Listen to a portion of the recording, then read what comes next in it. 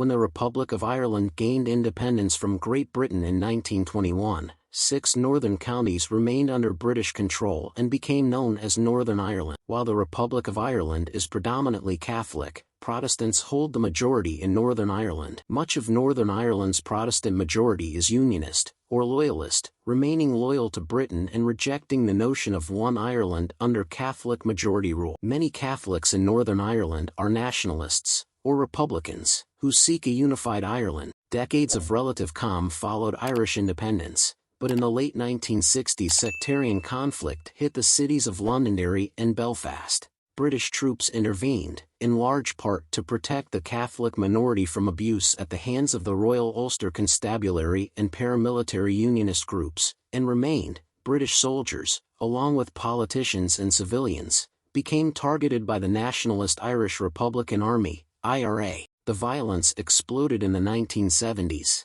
and hundreds of people, mostly civilians, were killed by Unionists and nationalists alike. This period, which lasted until the 1990s, was called the Troubles. In strife-torn cities such as Belfast, conflict simmered neighborhood by neighborhood and even block by block. In 1969, the British government built the first peace line in Belfast, in hopes of quelling violence between Unionists and nationalists. Other barriers followed in the 1970s and 1980s, during the height of the Troubles. Some argue that the peace line, though not continuous, the barriers are collectively known as a single entity, is nothing of the sort. It divides communities and sows conflict. Others argue that the peace line has served its purpose in limiting sectarian strife, and also note that it has evolved into a part of the urban landscape. Many barriers have been transformed from ugly and imposing gray steel or barbed wire fences to aesthetically pleasing brick walls surrounded by trees and shrubs.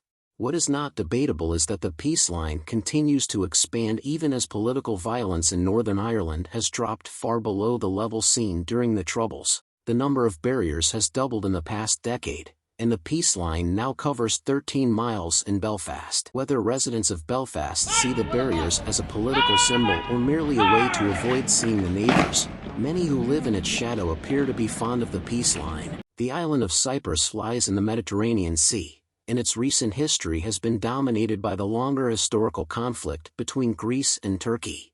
Approximately 77% of Cypriots are Greek and 18% are Turkish. In 1974, an Athens-backed junta took control of Cyprus. Turkey responded by invading the north, about one-third of the island, and giving Turkish Cypriots control of that region.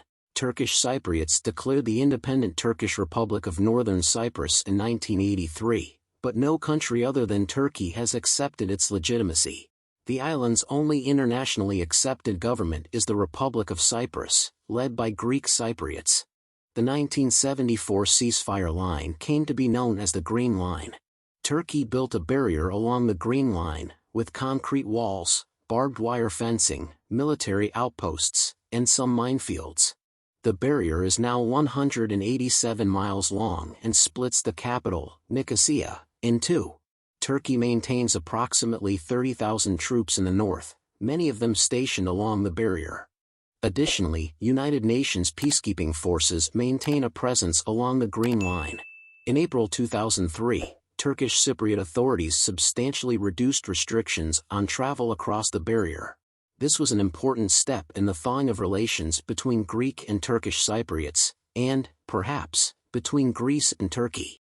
Though the country remains divided, Cyprus is now a member of the European Union, EU. Turkey knows that its involvement on the island will play a role in its own bid for EU membership.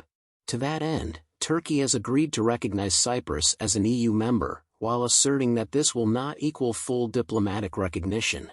The 1947 partition of the Indian subcontinent created two Pakistans, one on each side of India, West Pakistan and East Pakistan. Following a war with West Pakistan, in which India entered the fray, siding with its neighbors to the east, East Pakistan proclaimed independence and, in 1971, became the nation of Bangladesh. West Pakistan became Pakistan.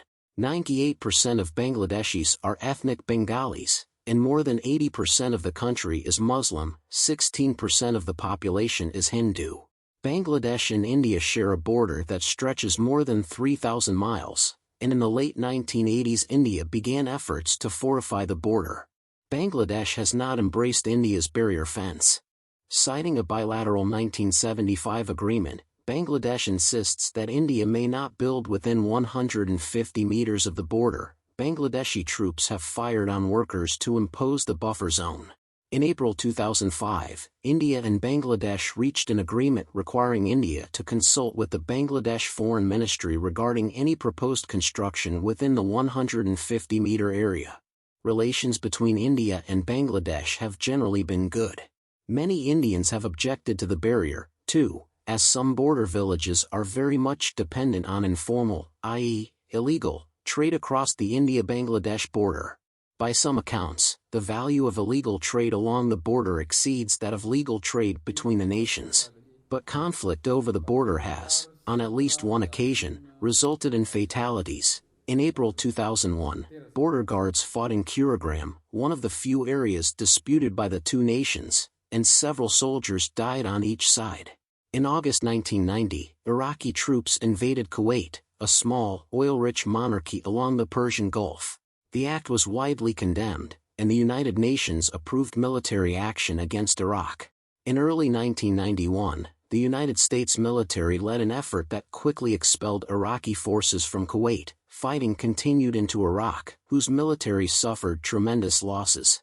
After what became known as the First Persian Gulf War, the UN established a demilitarized zone to separate the countries.